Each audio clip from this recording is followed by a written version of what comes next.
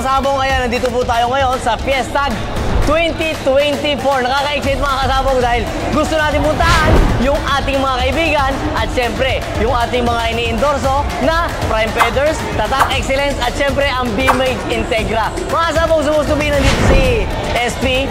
Kaso masyado tayong busy pa. Kaya puntahan po muna natin yung ating mga kaibigan. Nakaka-excite. Tingnan na natin kung ano at gaano kaganda yung mga piniprepare nila at mga dinadala nila para sa mga magiging kliyente nila. So paano? Tara mga kasabong, let's go! Kaya papasok na tayo. Unahin natin puntahan si Kuya Junjun Pe, booth number 100. Tara!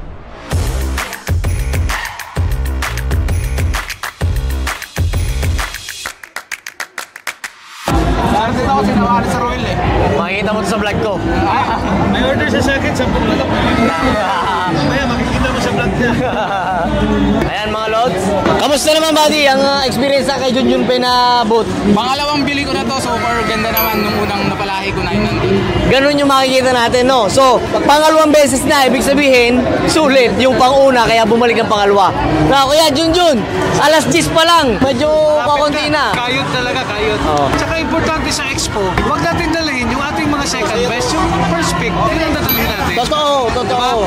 Tapos, may discount konti sa presyo para pabalik-balik sila. Kaya mga kasabong, dito ako kukuha sa booth, kasi pagka sa farm niya, di na naman ako dito mababayarin. Hindi dito, para sure na mababayad ako. Dito po, itong si Sabong Pinas, nagbabayad kahit magkano, 50 ang good stock.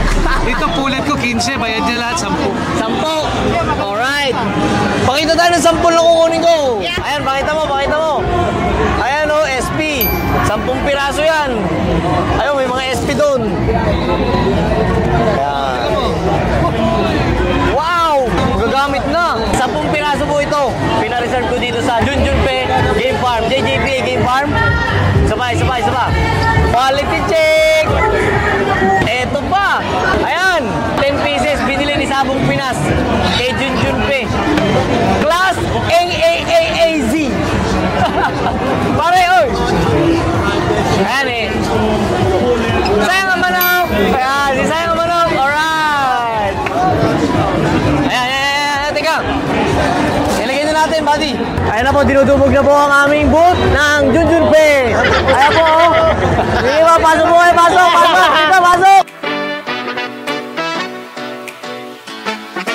Hello, what's up mga sabaw? Pupuntahan natin ang ating kaibigan, kapitbahay at kababata na si Doms 512. Titingnan natin yung booth nila. Tara. Tingnan natin kung gaano ang quality ang dala ng ating kaibigan na si Doms 512. Pare, basta? Ayan, nag-iikot-ikot kami dito. Vlog. Dan. Oh, thank you. Dumiretso. Hello, mga sabong. Kaya hawak po natin ang isang quality na Pulse Park Gray ng ating Doms 512. Ayan, proven and tested mga lods to. Ayan. Ang ganyan, gandang balikat. Ayos to. Pulse Park Gray. Alright. Ito mga lods, 5-piece sweater. Nandiyan yung mga Pulse Park Gray natin. Ayan. Sulit to mga lods dahil nakita ko na sa farm yung mga dadalhin niya. Kaya talagang piling-pili. Kasi siyempre, nasa expo, marami kang makikita, marami kang competitors. Tama yung ginawa ni Doms at saka ni Kuya Junjun Pe na talagang quality yung mga dinadala. Soon, kung mabigyan tayo ng pagkakataon, kasi ngayon hindi pa eh, marami pa tayo re-releasean. Pag din tayo nag-boot, ayan, ganun din ang gagawin natin. Mga quality siyempre. Dahil dumadayo pa yung mga tao para lang makita ang Doms 512, ang JJP at iba mga breeders.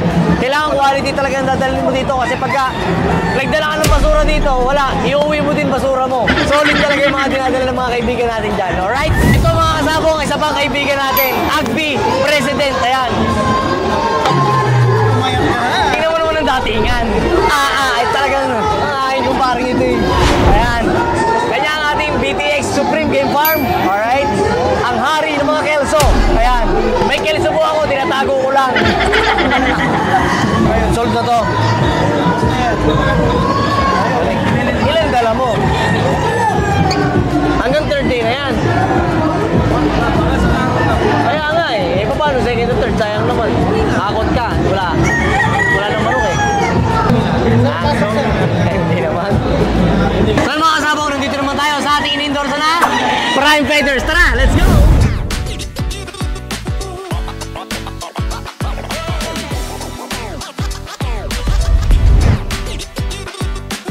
sabong, tingnan natin kung paano nila piniprint out yung kanilang produkto. Sinusukat na maganda para level na level at gitnang-gitna. Makikita nyo mga sabong, kitang-kita naman oh. Napaka-detalyado ng ginagawa nila para syempre sa ating mga kliyente na kakakilala ng kanilang farm. Kukuha tayo ng isang finished product. Ayan, 100% quality yung ating mga leg band. Siyempre, wing band, leg band, at yung ating mga ginagamit na tari. Ginagamit yan ng mga dekalidad na tao kasi dekalidad yung mga produktong ginagamit ng Prime Feathers. Alright? So, ayan, tingnan natin yung mga produkto nila. Magandang umaga sa inyo. Ayan, kita nyo naman mga loads. Tinitingnan nila yung quality ng tari na gusto nilang i-avail dito sa Prime Feathers. Kasi magkakaiba yung bakal na gamit natin. Magkakaiba man yan, pero quality yan. Meron din po tayo dito mga pampakapit. Pwede rin clay do. Ayaw po pabango yan. Parang pabango din. Oh, pabango. Ha? Tapos pwede pa tari. Oh, yun. Alright. Ito naman yung universal gap scale. As you can see, hindi ko po alam kung paano gamitin to. Hindi ka rito. Kumukulo dugo ko sa'yo. Pero sa mga nagtatari, alam na po yan. Meron po tayong universal gap scaler. Ayan. Hello mga buddy, ano? Tira na! Baka matira pa na dito yan. Ay, bahala na kayo. Ayan, ito, pantali. Bayna. Bayna. Ito, bayna. Yan. Ito, sharpener. Sharpener. Ito, tape. Electrical tape. Ito yung kanilang wing band. Yan. Ganda ng kulay niyan. Oh, parang pang sasakyan. Brought you by Prime Feathers. Alright? Ito naman ang wing band at leg band applicator. 2-in-1 wing band, leg band applicator. Yan, nandito yan sa Prime Feathers. Ayan, nandito po tayo sa day 1 ng Fiestag. AEJ is talagang AEJ. Kamusta Sir Edwin? Ang day 1. Sige lang, huwag kang maiya. Ayos naman. Ayos naman. Ayos na dyan, ayos. Sold out. Anong oras pa lang? Tanghali pa lang. Bukas may madadala pa. Meron naman. Yan. Maka-schedule na eh. O, kasi syempre, maraming nag-walk-in sa kanila na hindi nila mapagbigyan kasi nga, syempre, yung mga hindi maka-reach out sa farm, dito, pinagbibigyan ng AEJ. Tama? O, kaya solid AEJ. Talagang solid. Baka nung pwedeng pagtira mo ako doon kay 10 golden boy lang. 10 po ulit pinapareserve ko, tsaka 2 brood stag ulit. Sir Edwin, thank you ha. Boundary na naman. Thank you. Kababayan po namin yan sa Tanawan, AEJ. Malupit talaga. Kaya soon, ayan, darating ang panahon, gusto ko, Sabong Pinas, next AEJ. Hindi naman masama mangarap eh. So solid lang yan. Alright? Hi sir, na-invite niyo. Oo, nagpapapahit ako. Hindi. Kamusta day 1 natin? Masaya. Oo, masaya. Siyempre, ang mga tao, nag-iikot-ikot muna yan. Ano mga dala natin bloodlines? May sweater, may Boston, Oo. gold. Gold. Good luck sa second day at third day. Solid yan, solid. Ito ang ating si Kuya Car. Ayan. Kuya Car, kamusta ang day 1 na ating ano? Nako. Jump pack. Ano na yan? Pangalawang igib na. Yan, igib na lang, igib. Kuya Car ba naman yan? Kari Chua. Yan, right. Saan po natin? Ano tayo? Ayan. Second batch na. Oh, grabe no. Jump pack. Usually naman, yung unang buyer dito, yung mga breeder na rin. Oo nga, oo. Kaya ito si Kuya Car talagang trusted na mga breeder to eh. Talagang pinupuntahan din na tayo. Every event ng ating Fiestag. Ano ba? Fiestag lang inatinan nyo? IGF. Oo. Under ng Thunderbird. Under ng Thunderbird. Okay. Ayan, solid. Napakalupit. Masaya, nakakapagod. Dito naman kasi, hindi naman lahat ang habol dito is makabente. Totoo. Marami rito yung meet and greet, pagkatapos Totoo. yung mga humihingi ng advice, payo, Totoo. kung paano magsisimula. Parang all-in-one na hindi lang magbebenta ka lang ng ano. Oo. Kumbaga, meet and greet lahat. Tsaka para nare-reach out din tayo ng mga nai-intimidate kasi minsan na nakakahiya kasi pumunta, nakakahiyang ganito. At least dito, sama-sama na tayo. Sama-sama, pantay-pantay dito. Oo. Lahat po ng breeder dito, pinaghandaan nila, lahat ng manok nila ng dinala dito is maayos. Yan. Kahit nasa ibang kumpanya o Totoo, lahat ng kumpanya. totoo. Kasi nga, before, may nagdadala raw ng mga reject. Totoo. Ngayon, iba. Umikot kayo, wala kayong makikita. Totoo, kasi talaga pag nagdala ka ng basura, iuwi mo rin basura eh. So, sobrang gaganda ng mga dinadala ng mga manok eh. Saka yung feedback, nabibilang ka nga, hindi naman uulit sa'yo. Totoo, totoo. Machichismis ka pa. Oo. Pero, maiba ko, anong mga dalang bloodlines ng ating Pilar Game Farm? As usual, yung mga Grace, Alright, Paulsford Gray o basta mga Grays natin? Grace, o sweaters. Yan. Sweaters, Lang naman. Solid, solid. Sa day 2 at day 3, ano ba? Baka hindi na umabot yan.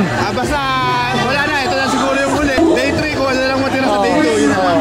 So yun, Sir Car, Kuya Car, thank you. Ayan na. Sabong Pinas, Alright. number 1. Yan, Kuya Car. At ng Carichua Pilar Game Farm. Number 1. Alright, thank you. Gusto mo makita? Ayan, mga lods, kinikilig ako. Kinikilig ako kasi nag-message sa akin si Kuya Car isang araw. Meron daw siyang ireregalo sa akin. Kaya tuloy ako eh. Ayun o! Alaman! Quality check! Ganda mga lods. Kuya Car, thank you. Solid to. Bakit na bakit kayo kama? Yan, thank you! Ito, i-focus mo.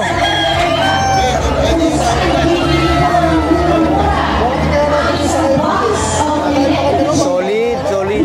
Ganda. Hello, what's up mga kasabong? Ayan, nandito naman tayo sa Manok ni Ewin.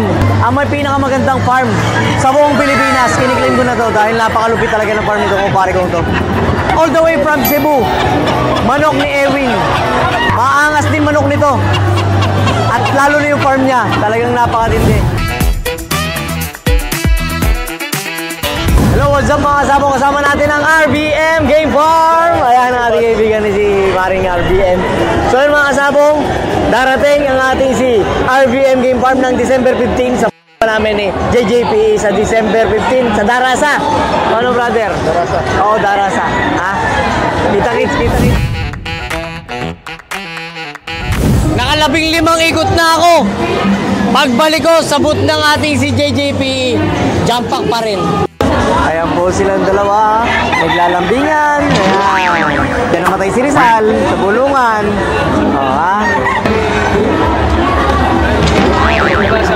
Alright. Ayan, mga magkakaibigan yan na mga breeders. Ayan. Ako naman, lagi referee lang. Kaya ako, neutral lang.